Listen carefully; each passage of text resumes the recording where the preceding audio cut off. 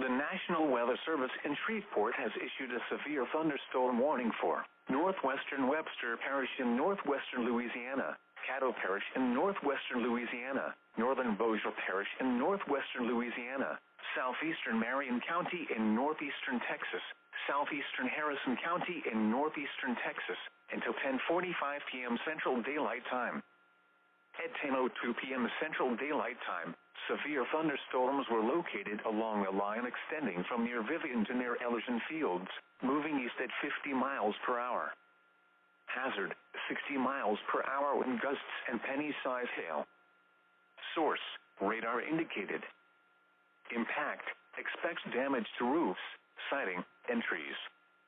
Locations impacted include Shreveport, Bossier City, Vivian, Greenwood, Blanchard, Wascom, Benton, Oil City, Sarepta, Mooringsport, Austin, Belcher, Gilliam, Alden Bridge, Ferguson, Cross Lake, Cabot, Lee, Ivan, and Dixie. A tornado watch remains in effect until 1 a.m. Central Daylight Time for northwestern Louisiana and northeastern Texas.